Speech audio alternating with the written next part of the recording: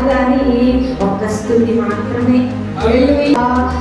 ప్రతి విషయంలో కృతజ్ఞతాస్తుతులు చెల్లించాలి, అది ఏ దేవుని చిత్తమని వాక్యం సెలవిస్తున్నారు. వందనాలయ్యా, నాకు ఇచ్చిన ఈ పచ్చడికి వందనాలయ్యా, నాకు ఇచ్చిన ఈ యొక్క కొద్ది జీవితానికి వందనాలయ్యా, నా గృహంలో కలిగి ఉన్న ఈ వసతులను బట్టి స్తోత్రాలయ్యా, ఈ గృహాన్ని బట్టి వందనాలయ్యా, ఈ భార్య, ఈ బిడ్డ, ఈ పిల్లలు, వీటన్నిటిని బట్టి స్తోత్రాలయ్యా, నాకు ఇచ్చిన ఈ కొద్ది ఆరోగ్యాన్ని బట్టి స్తోత్రాలయ్యా. ఈ ఆరోగ్యం కూడా లేకుండా మరణ ఛాయలో ఉన్న వారిని నేను చూస్తూ ఉన్నాను. వారికన్నా నీవు నన్ను బాగుగా ఉంచినందుకు స్తోత్రములు. వారి తృప్తి చెంది స్తుతించే వారిగా మనం ఖచ్చితంగా ఉండాలి. ఆయన స్తుతించుట కన్నా ఉత్తమమైన పని ఏదీ లేదండి.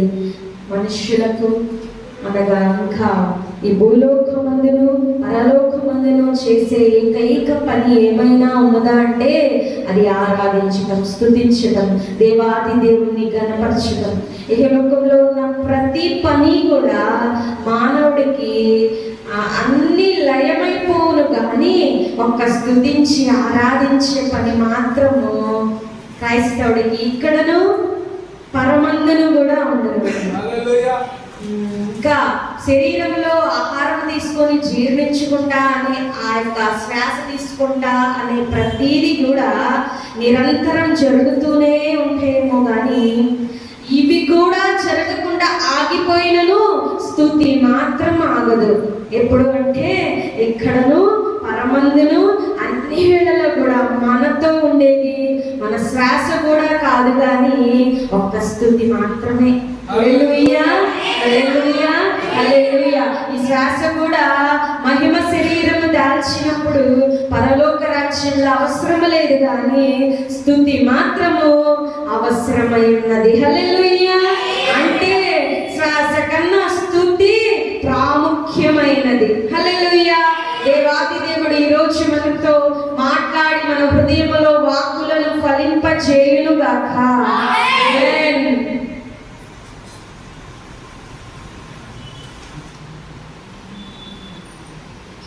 1వ దశలోనికి రాసిన పత్రిక 5వ అధ్యాయం 18వ వచనం చదువుదామండి.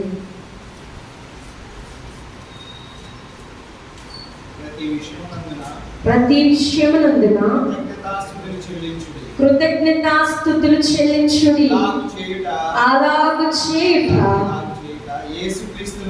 యేసుక్రీస్తునందు మీ విషయములో దేవుని చిత్తము. హల్లెలూయా, హల్లెలూయా. ప్రతి విషయంలో కృతజ్ఞతాస్తుతులు చెల్లించుట అది దేవుని చిత్తమై ఉన్నదంట.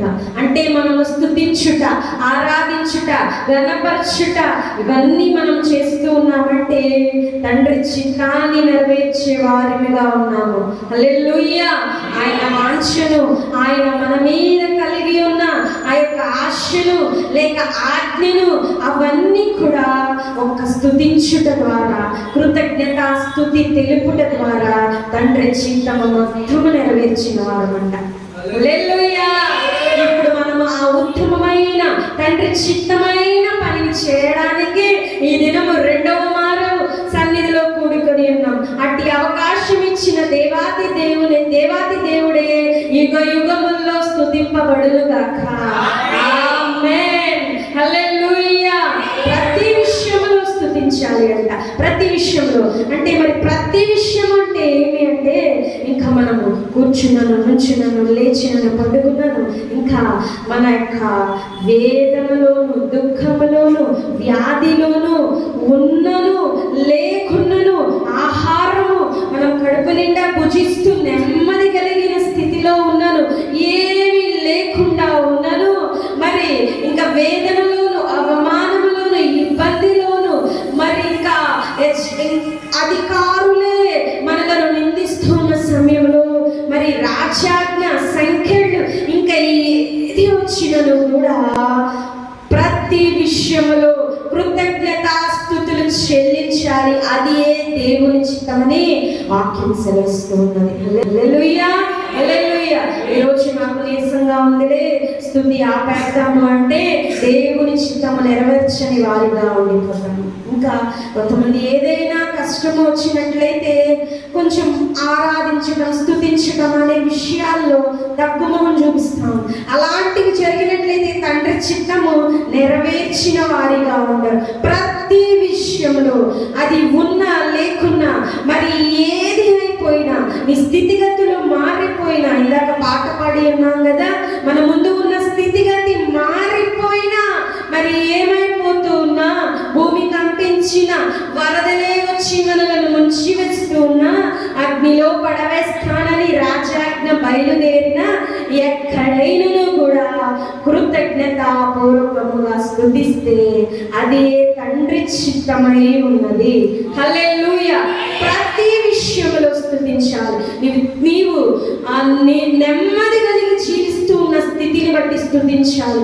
ఆహారం తినిచి ఉన్న స్థితిని బట్టి స్తుతించాలి. నీ యొక్క స్థలములో, గృహములో, నీ ప్రదేశంలో, నీ కుటుంబంలో నీవు ఉన్న స్థితిని బట్టి స్తుతించాలి. మరి నీకు ప్రతిదీ ఏదేది కలిగి ఉన్నదో, నీ ఉద్యోగమును బట్టి, నీ జ్ఞానమును బట్టి, నీ బలమును బట్టి, నీ యొక్క పరిశుద్ధమైన జీవితం తండ్రితో గడుపుతూ ఉన్న విధమును బట్టి కూడా ఇక ప్రతి విషయంలో మనము స్తుతించవలసిన వారిగా ఉన్నాం. ఎందుకంటే ఆయన ఇవ్వకపోయినట్లయితే మనకి ఏది రాదు. ఇటు పరిశుద్ధత, ఇటు సన్నిధిలో నీవు గడిపే స్థితి ప్రభువైన యేసుక్రీస్తు నామములోనే మనందరికీ వచ్చి ఉన్నది. కానీ లేనట్లయితే ఇట్టి అమూల్యమైన సమయంలో గడుపుట మనకు ఎంత మాత్రం అవకాశం ఉన్నది. కేవలం యేసుక్రీస్తు కృప వలన, ఆయన శరీర రక్త మాంసముల వలన మనము ఆయన సన్నిధిలో పరిశుద్ధ స్థలముల్లో ప్రవేశించుటకు అర్హులై ఉన్నాము గనుక ఈ స్థితిని బట్టి, ఆయనను బట్టే మనము నీతిమంతులుగా తీర్చబడుచు ఉన్నాము గనుక మనము కలిగి ఉన్న నీతిని బట్టి, పరిశుద్ధతను బట్టి సమస్తము ఆయన వలనే వచ్చి ఉన్నవని ప్రతి విషయంలో స్తుతించాలి. ఏది పొందుకొనుచు ఉన్నామో వాటిలో స్తుతించాలి. మనకి ఏమి లేకుండా ఉండినను కూడా నాకు లేవు, అది నీ చిత్తమై ఉన్నదని ఆయన చిత్తాన్ని బట్టి స్తుతించాలి. హల్లెలూయా. ఉన్నా లేకున్నా, ఏ పరిస్థితి అయినా ప్రతి విషయంలో కృతజ్ఞతాస్తుతులు చెల్లించవలసిన వారిగా అది ఏ తండ్రి చిత్తమై ఉన్నది. హల్లెలూయా. చిత్తమును నెరవేర్చేవాడు ఇష్టమైన కుమారుడుగా, ఇష్టమైన క్రైస్తవుడుగా. ఇంకా మనము పొద్దున మాట్లాడి దైవజనులు వాక్యము బోధించి ఉన్నారు కదా, నమ్మకమైన వాడు అనగా తండ్రి ఉద్దేశములన్నీ తీర్చేవాడు నమ్మకస్తుడుగా ఉండిపోతాడు. నమ్మకస్తుడైన వాడికి ఇల్లంతటి యందు అధికారం ఇచ్చే దేవుడై ఉన్నాడు. అంటే చిత్తము నెరవేరిస్తే నమ్మకస్తులుగా ఉంటే అన్నిటిపైన అధికారం. అంటే మనము స్తుతి ఒకటి చెల్లిస్తే చాలు, దేవాది దేవుని యొద్ద నుండి పొందుకోవాల్సినవన్నీ అవే వస్తాయి. హల్లెలూయా. హల్లెలూయా. ఒక్క కృతజ్ఞత నీవు చెల్లిస్తే అన్నిటిలో ఆయన హృదయాన్ని గెలిచేవాడవు. అంతకన్నా భాగ్యమేమి ఉన్నదండి. హల్లెలూయా. ఒక్క స్తుతి, కృతజ్ఞత హృదయం నీవు కలిగి ఉంటే ఖచ్చితంగా ఆయన హృదయంలో స్థానము నీదే. హల్లెలూయా. అంతేగాని ఇక కొంతమంది ఉంటారు, ఏ విషయంలో కూడా స్తుతి చెల్లించలేరు. నిరుత్సాహం, నిస్పృహలో, ప్రతి విషయంలో అన్ని సమృద్ధిలో ఉంటూ ఉన్నా సరే, ఇంకా నేను అనుకున్నది జరగలేదండి. ఏంటంటే దేవుడు అనుకున్నది జరిగించి ఉన్నాడు కదా, మీకు సంతోషమా అని అడిగితే ఇంకా పూర్తిగా చేయలేదండి అనే వారిగా ఉండిపోతారు. అలాంటి నిరుత్సాహ హృదయములు, ఇంకా అలాగ కృతజ్ఞత లేని హృదయములుగా ఉంటే నువ్వు ఎన్నడూ తృప్తి పొందలేవు, ఎన్నడూ నీ ఆశ తీర్చబడదు. ప్రతి విషయంలో దీనినైనా జరిగించి ఉన్నాడు, ఇక్కడ వరకైనా నన్ను తీసుకువచ్చి ఉన్నాడు, ఇలాగునైనా నన్ను బ్రతకనిచ్చాడు. మరణ ఛాయలో రోగినై ఆ యొక్క పడకల మీద పరుండుట కంటే ఈ విధముగా నేను తిరుగుట ఎంతో ఉత్తమమైనదని మనం ఉన్న స్థితిని బట్టే స్తుతించే వారిగా ఉండాలి. హల్లెలూయా. మనకన్నా దౌర్భాగ్యమైన స్థితిలో ఉన్న వారి కంటే మనం ఎంతో ఉత్తమములని, అంటే ఉత్తమమైన స్థితిలో ఉన్నామని ఎరిగి మనం ఉన్న పరిస్థితిని బట్టే ప్రతి విషయములోనూ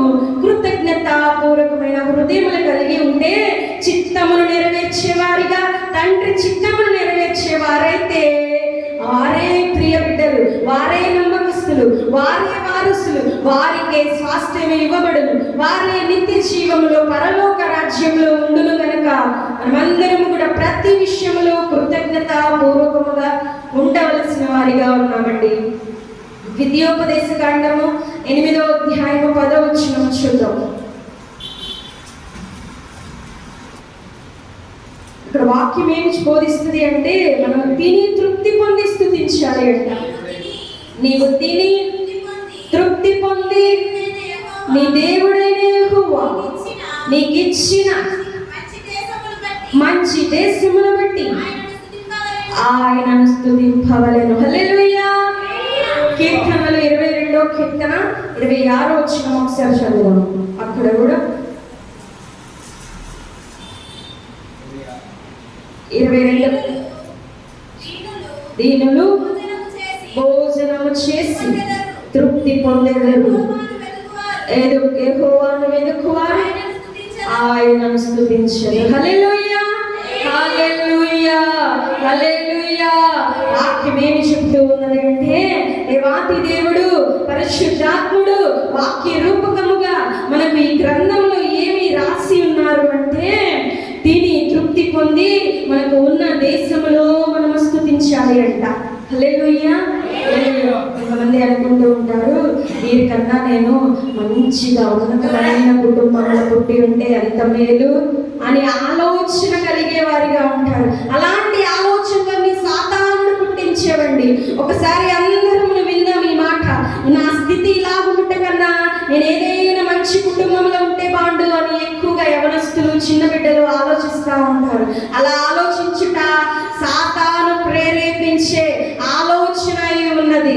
హల్లెలూయా, హల్లెలూయా. వాక్యం ఏమి బోధిస్తూ ఉన్నదంటే, నీవు తిని తృప్తి పొంది నీవు ఉన్న దేశంలో ఆయన్ని స్తుతించాలి అంట. అంటే దేవుడు నీ కొరకు ఏ భోజనమును సిద్ధపరిచినాడో, అనగా ఈ రోజు నీకు పచ్చడే ఇచ్చాడనుకోండి, దానిని బట్టి స్తుతించాలి.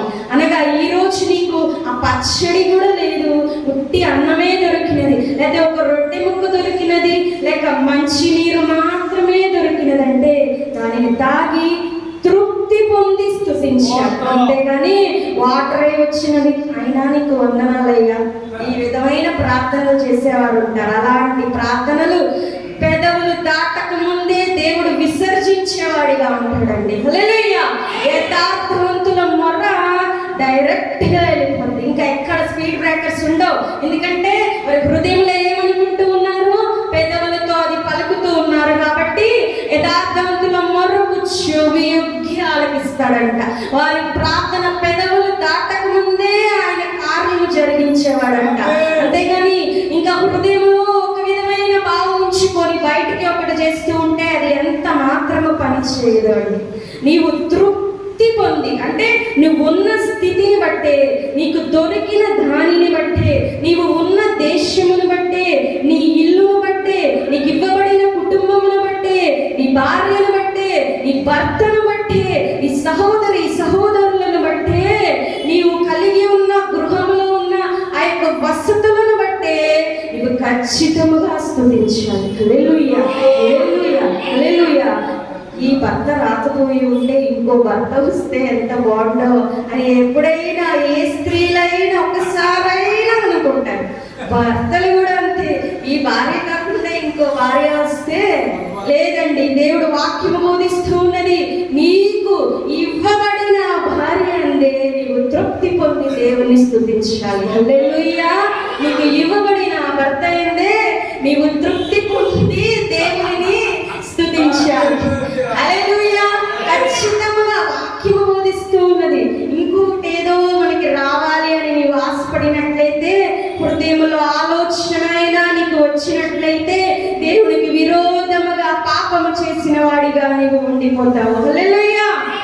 కనుక నీకు ఇవ్వబడిన భార్య ఉంది, భర్త ఉంది, ఇంకా నీకు ఇవ్వబడిన సహోదరి సహోదరుల ముందే వారిని బట్టి నీవు స్తుతించాలి. ఈ అన్న కాకపోతే వేరే అన్న వస్తే వాడు, ఈ చెల్లి కాకపోతే వేరే చెల్లి లేదు. దేవుడు సృష్టి యావత్తులో నీ కొరకు ఆ చెల్లిని, ఆ తమ్ముడును, లేక ఆ యొక్క కుటుంబమును, ఆ అమ్మను, ఆ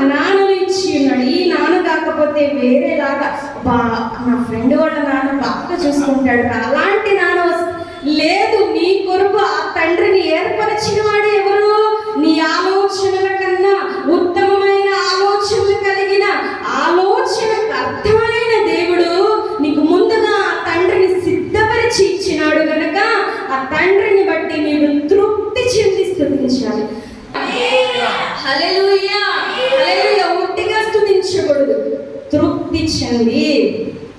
ఏదైనా మనకి మంచిగా దొరుకుతుంది అనుకోండి, ఏం చేస్తాం అంటే మనము కోరుకున్న దానికన్నా అత్యధికంగా పొందుకున్నాం అనుకోండి, ఎంతో ఆనందంతో వెళ్ళి భలే ఉందండి అని ఆ యొక్క ఎక్సైట్మెంట్ వేరు, ఎంతో ఉత్సాహంగా దాని గురించి మాట్లాడుతూ ఉంటాం. అట్లాగా మాట్లాడాలంట, అలాగా స్తుతించాలి ఎక్సైట్మెంట్తో, అంటే ఉత్సాహంగా ఉల్లాసంగా దేవుని యొద్దకు వెళ్ళి తండ్రి జీవముగా వెళ్ళి తండ్రి నీకు వందనాలయ్యా, నాకు ఇచ్చిన ఈ పచ్చడికే వందనాలయ్యా, నాకు ఇచ్చిన ఈ యొక్క కొద్ది జీవితానికే నీకు వందనాలయ్యా, నా గృహంలో కలిగి ఉన్న ఈ వసతులను బట్టి నీకు స్తోత్రాలయ్యా, ఈ గృహాన్ని బట్టి వందనాలయ్యా, ఈ భార్య ఈ బిడ్డ ఈ పిల్లలు వీటన్నిటిని బట్టి స్తోత్రాలయ్యా, నాకు ఇచ్చిన ఈ కొద్ది ఆరోగ్యాన్ని బట్టి నీకు స్తోత్రాలయ్యా. ఈ ఆరోగ్యము కూడా లేకుండా మరణ ఛాయలో ఉన్న వారిని నేను చూస్తూ ఉన్నాను, వారికన్నా నీవు నన్ను బాగుగా ఉంచినందుకు స్తోత్రములు ప్రభువారి.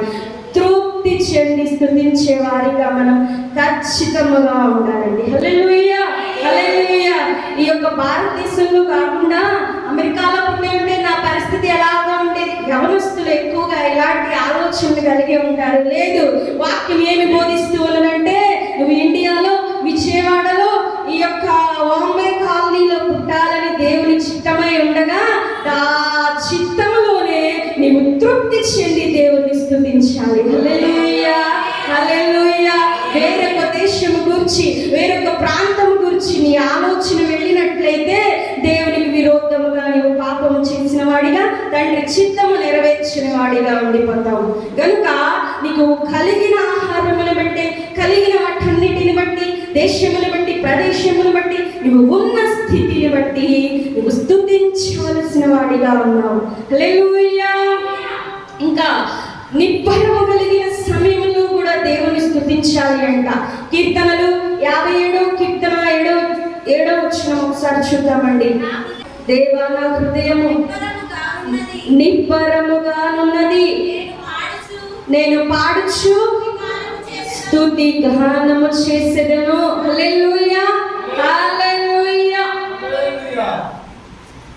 అన్ని మంచిగా ఉన్నప్పుడు ఎవరైనా స్తుతిస్తారండి, కానీ నిబ్బరము కలిగి ఉన్నప్పుడు పాడుచూ స్తుతించాలి అంట. హల్లెలూయా, హల్లెలూయా.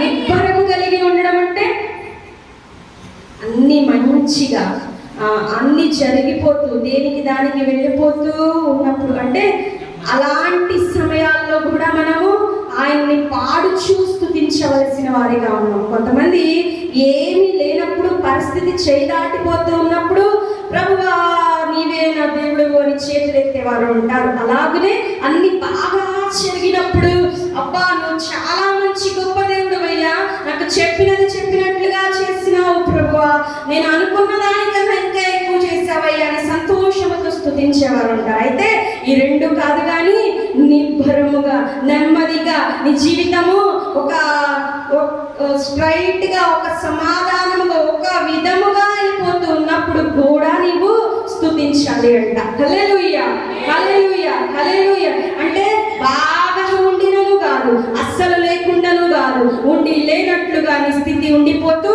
నిబ్బరముగా ఏ బాధ లేకుండా ఒక విధముగా వెళ్ళిపోతూ ఉన్నప్పుడు కూడా అట్లాంటి సమయాల్లో కూడా నీవు పాడుచూ స్తుతించవలసిన వాడిగా ఉన్నావు. హల్లెలూయా. అలాంటి నిబ్బరముగా ఉండే స్థితుల్లో ఏం చేస్తారంటే దేవుని సన్నిధి మర్చిపోయేవారిగా అసలు స్తుతించడం, ఆరాధించడం, పాడడం అనే విషయాలు కూడా ఇంకా వారికి ఉండవు. కొంతమంది అన్యులు కాదు, బాగా పరిశుద్ధులు కాదు, కానీ అటు ఇటుగా ఉండే వాళ్ళ క్రైస్తవ జీవితాలను మనం గమనిస్తే ఆదివారం ఆరాధనకు రావడానికి కూడా చాలా ఇబ్బంది పడిపోతూ ఉంటారు. ఎందుకంటే వారి జీవితం నిబ్బరంగా ఉన్నది. హల్లెలూయా. అది అన్యుడికైనా దేవుడు తెలియక ఏదో వేదనలోనో వారి శాపమును బట్టి పాపమును బట్టి వారికున్న కట్లను బట్టి ఏదో ఇబ్బందుల్లో వారు ఉంటారు, అది వేరే విషయం. పరిశుద్ధులైతే దేవుని సన్నిధి కోల్పోతే ఏమి కోల్పోతారో వారికి తెలుసు కాబట్టి వారు వస్తారు, అది వేరే విషయం. కొంతమంది దేవుడు తెలిసి తెలియక అలాగనే ఉండే జీవితాల్లో ఉండే వారికి అసలు దేవుడు అవసరం లేదు. వాళ్ళకి ఎప్పుడో ఒక పండగో లేకపోతే ఏదైనా అకేషన్, ఏదైనా ఈవెంట్ లేదా ఏదైనా స్పెషల్ జరుగుతున్నప్పుడు ఆరాధనలోకి వచ్చేవారుగా ఉండిపోతారండి. అంటే వారి నిబ్బరంగా ఉంది వారి లైఫ్, వారికి కష్టం లేదు, నష్టం లేదు, లేకపోతే మరీ హై పిచ్ లో ఏమి అవసరం లేకుండా ఉన్నది కనుక అలాగనే వెళ్ళిపోతూ పాటలు ఉండవు, ఆరాధనలు ఉండవు, స్తుతి యాగాలు ఉండవు, ఏమీ ఉండవు. నార్మల్ గా ఒక అన్యుల కన్నా ఇంకా దౌర్భాగ్యమైన స్థితిలో పాపం జీవితాల్లో గడుపుతూ ఉండిపోయే వారిగా ఉంటారు. హల్లెలూయా. కనుక నిబ్బరముగా ఉన్నప్పుడు కూడా నీవు పాడుచూ స్తుతించాలంట. నీకు నిబ్బరము, సమాధానము, నెమ్మది ఇచ్చేవాడు ఎవరండి? నీ జీవితము నెమ్మదిగా కూర్చుని ఉన్నది అంటే దాన్ని కల్పించిన వాడిని నీవు స్తుతించవలసిన అవసరం లేదా? అలాంటి స్థితిలో కూడా నీవు పాడుచూ స్తుతించాలి అని కీర్తన రాసి ఉన్నాడు. కనుక మనము ఖచ్చితంగా మన జీవితము స్తుతించే స్థితి లేకపోయినను ఇంకా ఎలాంటి స్థితిలో మనం ఉన్నానో ఖచ్చితంగా స్తుతించవలసిన వారిగా ఉన్నామండి. హల్లెలూయా. కీర్తనలు 108వ కీర్తన 1వ వచనం కూడా చూద్దాం ఒకసారి. దేవా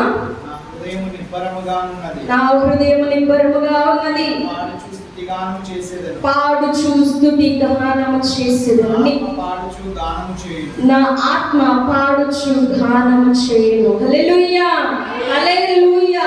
నిబ్బరముగా నీ ఎదుట అన్ని సమాధానముగా సమయముగా జరుగుతూ ఉన్నప్పుడు ఖచ్చితంగా నీవు పాడుచు స్తుతించవలసిన వాడిగా ఉన్నామండి. ఇంకా మనం చూద్దాము లూకా సువార్త 22వ వచనము 22వ అధ్యాయము 17వ వచనము. ఇంకా మనం ఎలాంటి విషయాల్లో స్తుతించాలి? ఆయన గిన్నె ఎత్తుకొని కృతజ్ఞతాస్తుతులు చెల్లించి మీరు దీన్ని తీసుకొని హల్లెలూయా, హల్లెలూయా, హల్లెలూయా. బాప్తిస్మం తీసుకున్న ప్రతి ఒక్కరు, బల్లలో చేయి వేసే ప్రతి ఒక్కరికి కూడా ఈ వాక్యము కంటత పడిపోయి ఉంటది. హల్లెలూయా. కానీ ఆచరించేవారు సంఖ్య చాలా తక్కువగా ఉంటుందండి. ఎందుకంటే అప్పుడు స్తుతించే దానికన్నా ముందు మనం చేసిన అవిధేయతలను బట్టి దేవా నన్ను క్షమించు అనే పదమే వెళ్ళిపోతా ఉంటది ఆ సమయంలో. నా మాట ఆలకిస్తూ ఉన్నారా? అందరూ ఆలకించాలి. మనము ఆ యొక్క రొట్టె అనగా శరీరమును, ఈరోజు ఉదయము ఆయన శరీరమును ఆయన రక్తమును త్రాగి ఉన్నాము కదా, ఆ స్థితిలో ఎంతమంది దేవుని స్తుతించి ఉన్నారు? చేతులెత్తండి. దేవునికే మహిమ, దేవునికే మహిమ. వాక్యం ఏమి బోధిస్తూ ఉన్నదంటే శరీరమును రక్తమును తీసుకొని చూన ప్రతిసారి కూడా మొదటగా కృతజ్ఞతాస్తుతులు చెల్లించాలి. హల్లెలూయా. యేసయ్య ఒక రొట్టెను పట్టుకొని పైకెత్తి కృతజ్ఞతాస్తుతులు. దేవాది దేవుడు సర్వలోకమును సృజించిన యేసుక్రీస్తు వారు ఆ రొట్టెని పట్టుకొని ఇది నా శరీరం అని చెప్పి మొదటగా ఏమి చేస్తూ ఉన్నారంటే స్తుతిస్తూ ఉన్నారు. కానీ ప్రతి క్రైస్తవుడు కూడా అనేక మంది, ప్రతి కాదు కానీ అనేక మంది క్రైస్తవులు కూడా బలలో చేయి వేయడానికి వచ్చినప్పుడు ముందుగా అసలు ఇది మనకి ఎలాగున వచ్చినది, దీన్ని నేను ఎలాగున భుజించడానికి అర్హుడనై ఉన్నాను, ఆయన శరీరం తినిచి ఉన్నానంటే అసలు నాకు ఎలాగున పొందుకొని ఉన్నాను అనే విషయాన్ని బట్టి దేవాది దేవుణ్ణి స్తుతించుట పక్కన పెట్టి వారు కలిగి ఉన్న ఆ యొక్క ఆయాసకరమైన జీవితమును బట్టి ఫస్ట్ అది కడుక్కోవడమే సరిపోద్ది. దేవా నన్ను క్షమించు, ఈ పాపం చేశాను, దేవా ఇక్కడ ఇలా చేశాను, దేవా ఇలా చేశాను అని క్షమించు. ఎందుకంటే వారు ఆ యొక్క అవిధేయతను బట్టి ముందుగా శుద్ధీకరించుకుంటూనే ఉంటారు కానీ స్తుతి మర్చిపోయే స్థితిలో ఉంటారు. కనుక ప్రతి క్రైస్తవుడు కూడా బల్లలో చేయి వేయడానికి, శరీరమును తినడానికి, రక్తమును త్రాగడానికి ప్రవేశించేటప్పుడు ఖచ్చితముగా కృతజ్ఞత పూర్వకముగా స్తుతి అర్పిస్తూ వెళ్ళవలసిన వారిగా ఉన్నారు. హల్లెలూయా, హల్లెలూయా. ఆయన శరీరమును తింటూ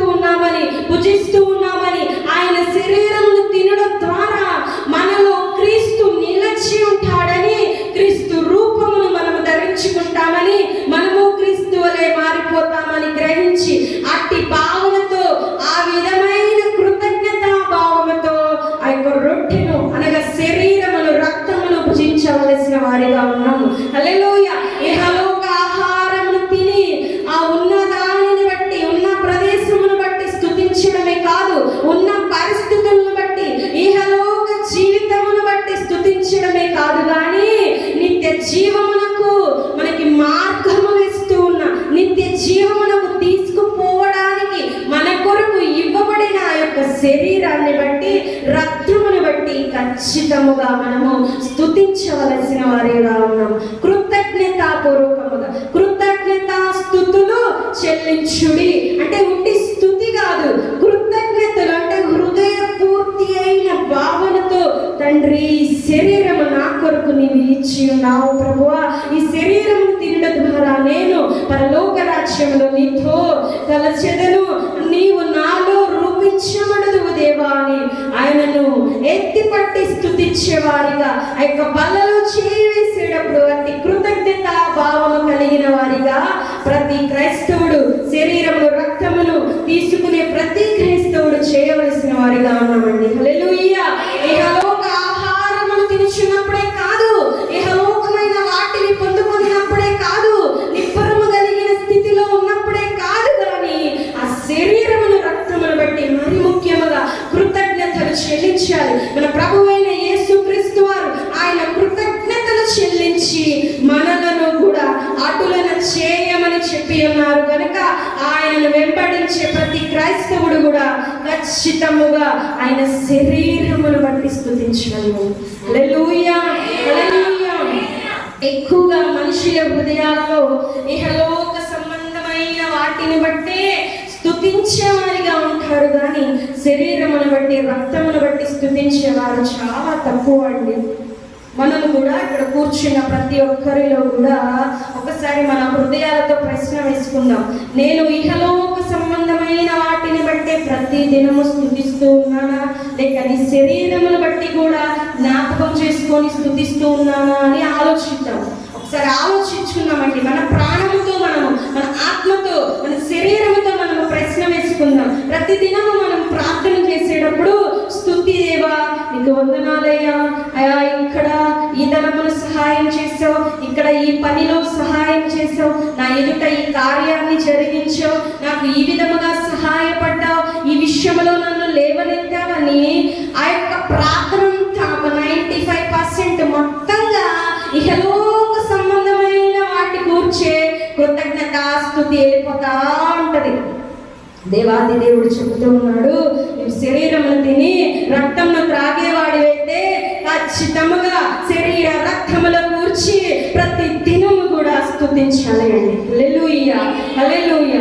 లయమైపోయే ఆహారం, విసర్జించబడే ఆహారం, కొద్ది కాలము 100 సంవత్సరాలు మాత్రమే పనికి వచ్చే ఆహారం గురించి నీవు ప్రతి దినం స్తుతించేవాడివైతే యుగ యుగముల్లో నీవు దేవునితో నిలిచి ఉండటానికి నీకు ఈ యొక్క శరీరము రక్తమే మార్గముగా నేను తీసుకువెళ్ళేదిగా ఈ యొక్క శరీర రక్తము ఉండగా పరలోక రాజ్యంలో దేవుడితో నీవు పూజించే ఆహారమై ఉండగా ఈ యొక్క ఆహారము గురించి ఎన్ని మార్లు నీవు స్తుతిస్తూ ఉన్నావో ఆలోచించాలి అండి. ప్రతి ఒక్కరూ ఆలోచించాలి. ఎంతవరకు నేను ఇహలోక ఆహారాన్ని గూర్చి, ఇహలోక పనుల గూర్చి, ఇందాక ఎవరో పాడి ఉన్నారు సిస్టర్స్, ఎంతకాలము ఈ వాటి గురించే నేను స్తుతించేదను అని పాడి ఉన్నారు. అలాగని ఎంతకాలము వీటి గూర్చే అనగా వీటిని గూర్చి కూడా స్తుతించాలి, కానీ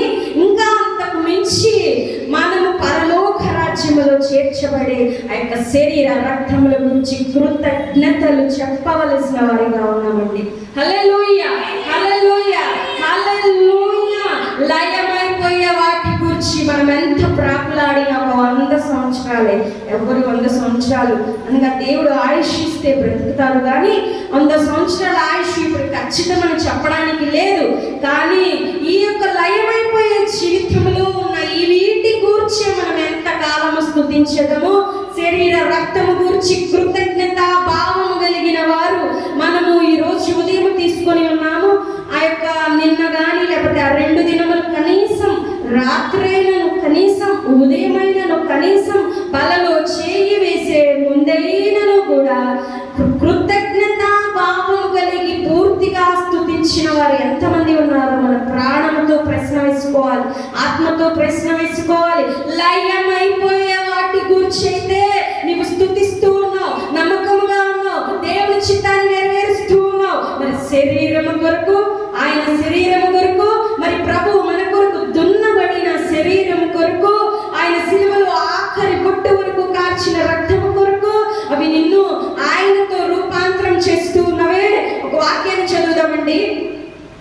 ఫిలిప్పీయులకు రాసిన పత్రిక 3వ అధ్యాయం 21వ వచనం.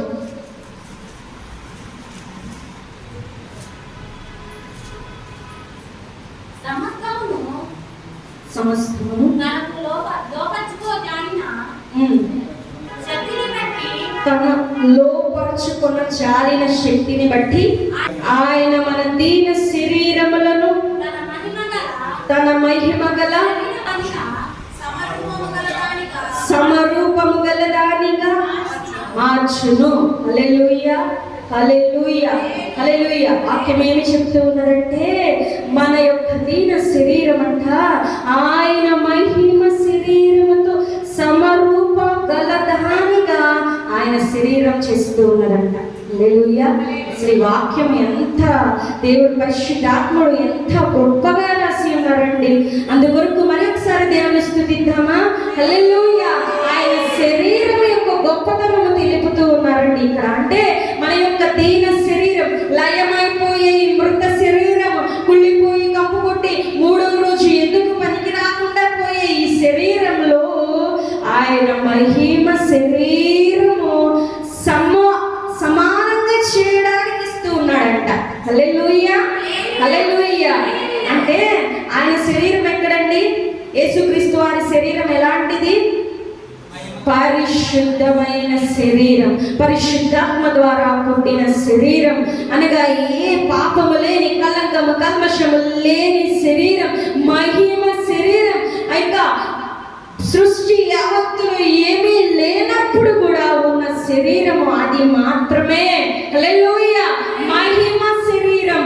అలాంటి శరీరముగా ఈ లయమైపోయే, కుళ్ళిపోయే, కంపు కొట్టే, వ్యర్థముగా పోయే, ఇంకా నీరుగా, వాటర్గా, అది మట్టిలో కలిసిపోయి మారిపోయే ఆ యొక్క శరీరమును ఏం చేస్తూ ఉన్నాడంటే మహిమ శరీరముగా సమానంగా మలిచేస్తున్నాడంట. హల్లెలూయా. ఎప్పుడు చేస్తూ ఉన్నాడంటే ఆయన శరీరం మనలోకి వస్తూ ఉన్నప్పుడు. అందుకని ఆయనను స్తుతించాలి. హల్లెలూయా. అంతటి గొప్ప మహాభాగ్యమును మనకిచ్చినాడు. ఎవ్వరికి లేని ధన్యతను మనకిచ్చినాడు. ఆయనే మన పాపముల నుండి మనల్ని క్షమించి పవిత్రులుగా చేసి పరిశుద్ధులుగా చేసి ఆయన ఆవరణంలో ఆయన సన్నిధిలో కూర్చోబెట్టి మహిమ శరీరాన్ని మనకి పంచి పెడుతూ మహిమ శరీరము ద్వారా మనము ఆయనతో సమానంగా ఆయన మహిమ శరీరంతో మన యొక్క ఈ యొక్క కంపు కొట్టి లయమైపోయే శరీరాన్ని మార్చడానికి మనకి ఇస్తూ ఉన్నాడంట. హల్లెలూయా, హల్లెలూయా. గనుక శరీరం తీసుకునే ప్రతిసారి కూడా ఒకసారి జ్ఞాపకం చేసుకుందాం, నా శరీరాన్ని నీ మహిమ శరీరముగా మలచడానికే నాకు ఈ శరీరాన్ని ఇచ్చి ఉన్నావయ్యా, నీకు స్తోత్రాలయ్యా, స్తోత్రాలయ్యా అని హృదయపూర్తిగా చెప్పవలసిన వారమై ఉన్నామండి. హల్లెలూయా. ఇంటిగానే ఇవ్వలేదు, అది ఊరికినే ఆయన ఇచ్చేయలేదు. ఏదో ఆయన పుట్టి మరలా అందరి వల్ల చనిపోయి మనకు ఆ శరీరాన్ని ఇవ్వలేదండి. ఆయన వేదన, ఆయన నిందలు, అవమానములు భరించి ఉన్నాడు. పంట బిగువున నొప్పిని భరించి ఉన్నాడు, అవమానములు భరించి ఉన్నాడు, వేదన భరించి ఉన్నాడు, నింద భరించి ఉన్నాడు, త్రోసిపుచ్చుటను భరించినాడు. ఇంకా అధికారులే తప్పుడు తీర్పు తీరిస్తే భరించి ఉన్నాడు. కొంతమంది అంటూ ఉంటారు, ఏదైనా చిన్న తీర్పు అనగా నేను చేయకుండా వాడు నన్ను అంటూ ఉన్నాడు రా అని చాలా మంది బాధపడుతూ ఉంటారు. మన దేవాతి దేవుడు అసలు ఏ తప్పు చేయకుండానే లోకమంతా ఇతడు పాపి పాపి పాపి అని ఎన్ని మార్లు తప్పుడు తీర్పిచ్చినారండి. హల్లెలూయా. ఎన్నిసార్లు ఆయనకి వేదన కలిగించినా ఆయన ఎంత మాత్రము నిన్ను కొట్టువాడు కాబట్టి. హల్లెలూయా, హల్లెలూయా. నాడు సిలువ వేస్తూ ఉన్నప్పుడు శరీరాన్ని చీల్చుతూ ఉంటే మీరు ఏం చేస్తున్నారు మీకు తెలియదు, క్షమించు దేవా అని పలికిన వాడండి మన తండ్రి. హల్లెలూయా.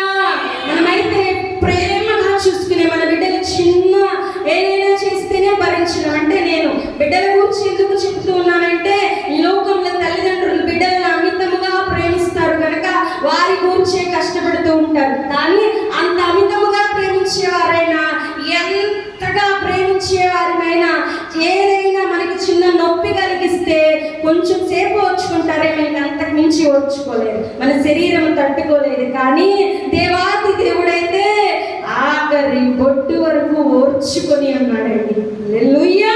ప్రాణము పోయే వరకు ఓర్చుకొని ఉన్నాడు. ఆఖరి ఇంకా రక్తము లేకుండా నీరు కారే వరకు కూడా ఓర్చుకొని ఉన్నాడు. ప్రాణము పోయేటప్పుడు కూడా తండ్రి వీరేమి చేస్తున్నారు, వీరు ఎరుగరు గనుక వీరిని క్షమించు అనే మాట పలికి ఉన్నాడండి. హల్లెలూయా, హల్లెలూయా. నా కోసం ఏడవద్దు కానీ మీ బిడ్డల కోసం ఏడవండి అని ఆ యొక్క మాటను పలికే దేవుడు, మనల్ని క్షమించే దేవుడు, మన జాగ్రత్తలు చూసే దేవుడు, మన సంరక్షణ చూసే దేవుడు, మన తండ్రి అయిన దేవుడు. ఆ శరీరమును, ఆ రక్తమును, ఆ శిలువ యాగమును గుర్తు చేసుకొని ఖచ్చితంగా కృతజ్ఞతలు చెల్లించవలసిన వారిగా ఉన్నాము. ఉట్టిగానే బదులు శరీరమును తినడానికి, రక్తమును త్రాగడానికి ఊరికే నీవు వచ్చేసి అయ్యా నేను ఈ వారం ఈ పాపం చేసా, ఈ నెలలో ఈ దోషము చేసా, ఇక్కడ విరోధముగా మాట్లాడి ఉన్నా, నన్ను క్షమించయ్యా, నన్ను అర్హుడుగా చేయి, నీ శరీరమును తింటూ ఉన్నా అని తిని త్రాగివేస్తే వ్యర్థుడుగా పోతావు. నీవు శరీర రక్తములు తినిన ప్రతిసారి ఆయనను జ్ఞాపకము చేసుకోవాలి. అనగా ఆయన సిలువను జ్ఞాపకము చేసుకోవాలి, ఆయన పడిన వేదనను జ్ఞాపకం ఉంచుకోవాలి. జ్ఞాపకం ఉంచుకోవడమే కాక కృతజ్ఞతలు చెల్లించాలి. హల్లెలూయా, హల్లెలూయా. ఎందుకు కృతజ్ఞతలు అంటే ఇట్టి అర్హత నాకు లేదు. ఈ లయమైపోయే, మృతమైపోయే, వ్యర్థముగా మారిపోయే శరీరానికి అర్హత లేదు. కానీ నీ కృపను బట్టి, నీ శరీరము ద్వారా నాకు ఈ అర్హత, నీ కృపను బట్టి నాకు ఈ అర్హత వచ్చి నీ శరీరము నా శరీరములో కలుగుట ద్వారా మహిమ శరీరముగా నేను మలచబడుతూ ఉన్నానయ్యా, స్తోత్రములయ్యా అని మనం పలకాలండి. హల్లెలూయా. అలాగున మనం కృతజ్ఞతలు చెల్లించాలి. ఇహలోక భోజన ఆహార పదార్థాల విషయంలో మాత్రమే కాక, కలిగి ఉన్న పరిస్థితులన్నిటిని బట్టి మాత్రమే కాక, ఆ విషయంలో ప్రతి విషయంలో స్తుతిస్తూ అంతకు మించి ఈ 100 సంవత్సరముల జీవితమే కాక క్రైస్తవుడికి ముందు ఉన్న యుగ యుగములు తండ్రితో బ్రతికే ఆ యొక్క సంవత్సరముల యొక్క జీవితాల విషయాల్లో కూడా మనము స్తుతించాలి. అక్కడ మనతో ఉండేది క్రీస్తు శరీరం, మనకి భోజనముగా ఇవ్వబడేది క్రీస్తు శరీరం. ఆయనతో మరలా కూర్చొని మనము భోజనం చేస్తాము. ఆయనతో భోజనం చేసేటప్పుడు మనకి ఇవ్వబడేది క్రీస్తు శరీరం. ఆ భోజనము కూర్చి మనము కృతజ్ఞతలు ఇక్కడ చెల్లించవలసిన వారిగా ఉన్నాము. హల్లెలూయా. అప్పుడు నీవు తండ్రి చిత్తము నెరవేర్చేవాడివి. అప్పుడే, ఎందుకంటే అక్కడ నీవు భోజనము చేయుట అనేది తండ్రికి ఇష్టమైన పని, తండ్రి చిత్తమైన పని, తండ్రి ఏర్పాటైన పని. ఆ పనిని గూర్చి ఈ లోకంలో నీవు ఖచ్చితంగా స్తుతించాలి, కృతజ్ఞత కలిగి ఉండాలి. అప్పుడే ఇహమందును పరమందును నీవు తండ్రి చిత్తము నెరవేర్చేవాడిగా ఉంటావు. హల్లెలూయా. ఒక విషయమని కాదు, ఇహలోక శరీర సంబంధమైనవి కాదు కానీ పరలోక సంబంధమైన వాటిని గురించి కూడా మనం కూడా అవే ఖచ్చితంగా స్తుతించవలసిన వారిగా ఉన్నాము. హల్లెలూయా, హల్లెలూయా. దానియేలు 3వ అధ్యాయం 16వ వచనం చూద్దామండి. చింత మాకు లేదు, మేము సేవించుచున్న దేవుడు మండుచున్న వేడిమి గల ఈ అగ్నిగుండంలో నుండి తప్పించి రక్షించుటకు సమర్థుడు. ఈ విషయం అందరికీ తెలిసినదే. ఏం చెప్తూ ఉన్నారంటే షడ్రక్ మేషక్ అబేద్నెగోలు నెబుకద్నెజరు రాజుతో ఏమి పలుకుతూ ఉన్నారు అంటే, మా దేవాతి దేవుడు ఈ శ్రమ నుండి తప్పించుటకు సమర్థుడు అని ఎలాంటి సిచ్యువేషన్ లో పలుకుతూ ఉన్నారంటే, ఒక వేదన నుంచి వెళుతూ ఉన్నప్పుడు, అనగా ఇప్పుడే మరణమైపోతావు అన్నప్పుడు, ఇప్పుడే నేను మంటలో దోసివేస్తా అన్నప్పుడు, ఇప్పుడే నీ శరీరాన్ని కాల్చి వేస్తామన్న చెప్పినప్పుడు కూడా ఏం చేస్తూ ఉన్నారు? మా దేవుడు మమ్మల్ని తప్పించడానికి సమర్థుడు. హల్లెలూయా, హల్లెలూయా, హల్లెలూయా. నీ పరిస్థితి చేయి దాటిపోయినప్పుడు కూడా ఖచ్చితంగా నీవు స్తుతించాలి. హల్లెలూయా, హల్లెలూయా.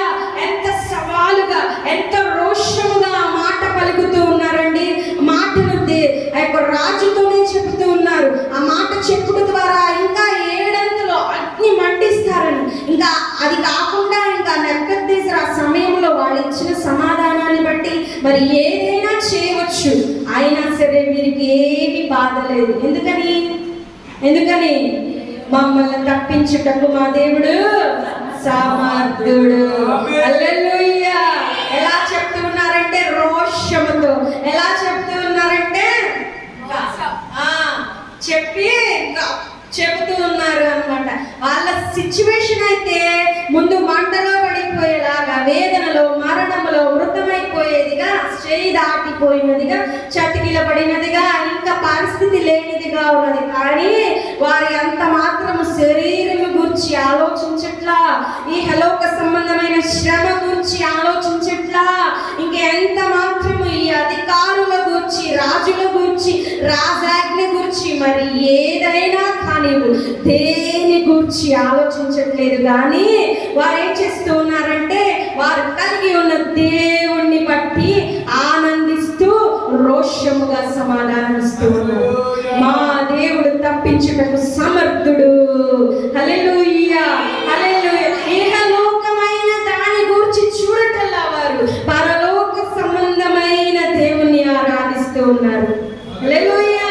ఎంతమంది అంటే ఈనాడు క్రైస్తవులు ఇహలోక సంబంధమైన వాటి గురించి కాక ఎన్ని శ్రమలు ఉన్నా అటన్నిటిని పక్కన పెట్టేసి మా దేవుడు చేయగలడు, సమర్థుడు అని ప్రతి విషయంలో స్తుతించే వారిగా ఉన్నారు. ఆలోచించాలి. మన ప్రాణముతో, మన ఆత్మతో ప్రశ్న వేసుకోవాలి. నేను ఎక్కడి వరకు నా ఆత్మీయ జీవితం ఆగిపోతూ ఉన్నది? ఇహలోక సంబంధమైన వాటి దగ్గరే స్తుతించి అలసిపోతూ ఉన్నానా? అలా కాకుండా శ్రమలు వచ్చినను, నా శరీరము కుళ్ళే స్థితి వచ్చినను, నేను చతికిలి పడే స్థితి వచ్చినను, మరణమయ్యే స్థితి వచ్చినను, అధికారులను నిందించినను, శ్రమ పెట్టినను, అవమానపరిచినను, క్రీస్తు వలె నేను కూడా తండ్రిని గొప్ప చేసేవాడిగా ఆయన సమర్థుడు అని పలుకుచూ ఉన్నానా లేదా అని మనము ఒకసారి ఆలోచించాలి అండి. హల్లెలూయా. ఇహలోక శ్రమలన్నీ కూడా మహా అయితే 100 ఏళ్ళు, 100 సంవత్సరములు, అంతకు మించి 120 సంవత్సరాల వరకే ఆయుష్ అని రాయబడి కనుక 120 సంవత్సరాలేమో తర్వాత నీవు యుగ యుగములు తండ్రితో బ్రతికెదవు. కనుక ఇక్కడ ఉన్నా నీవు తండ్రిని స్తుతించాలి,